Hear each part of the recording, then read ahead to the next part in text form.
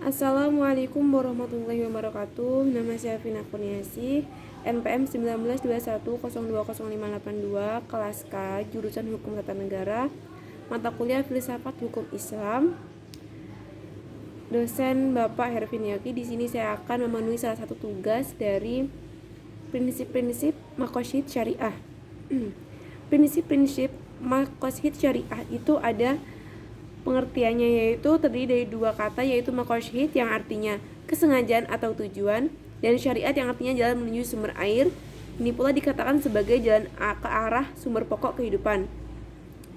Adapun tujuan maqasid adalah untuk kemaslahatan manusia. Kemaslahatan dapat terrealisasikan dengan baik jika 5 pokok dapat diwujudkan dan dipelihara, yaitu agama, jiwa, keturunan, akal, dan harta. Kemaslahatan yang ingin diselesaikan adalah yang memiliki syarat seperti berikut, yaitu yang pertama, masalah itu harus real atau berdasarkan prediksi yang kuat dan bukan khayalan. Yang kedua, maslahat yang ingin diwujudkan harus benar-benar dapat diterima akal. Yang ketiga, harus sesuai dengan tujuan syariat secara umum dan tidak bertentangan dengan prinsip umum syariat.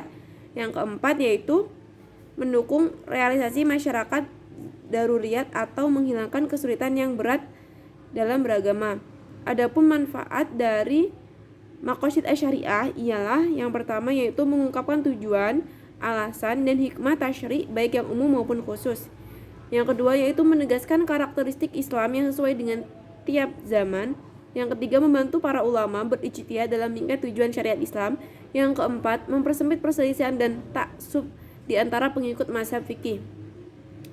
Pelengkap maqasid az-zuriyat. Ketika Tuhan mensyariatkan sholat untuk menegakkan dan memelihara unsur agama, syar'i memerintahkan agar sholat itu dikumandangkan dengan azan sesudah masuk waktu dan dikerjakan dengan berjamaah sebagai kelengkapannya.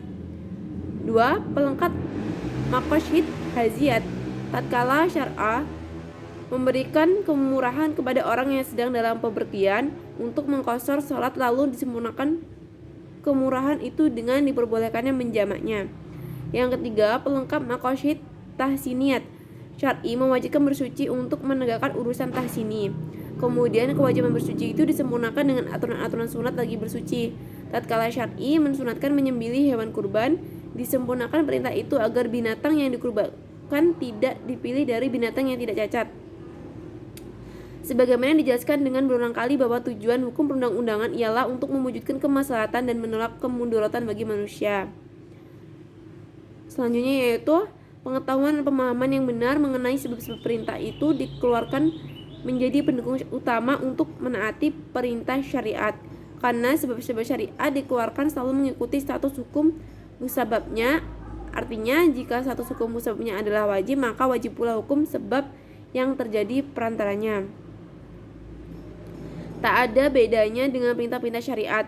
Larang-larangannya dan mempunyai perantara-perantara yang mengantar pada perbuatan itu dilarang. Tidak logis apabila suatu perbuatan itu dilarang sedang perantaranya diperbolehkan. Oleh karenanya, wasilah dari suatu larangan yang kuat seharusnya mengikuti status hukum yang diperantarai, yakni terlarang juga. Berdasarkan ketentuan tersebut muncullah dua kaidah yang penting, yakni yang pertama, sesuatu yang menjadikan kewajiban sempurna karena wajib adanya. Yang kedua, menutup jalan menuju ke perbuatan terlarang.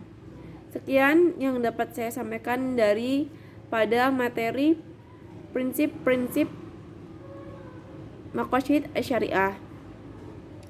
Saya akhiri wabillahi taufiq wal hidayah. Wassalamualaikum warahmatullahi wabarakatuh.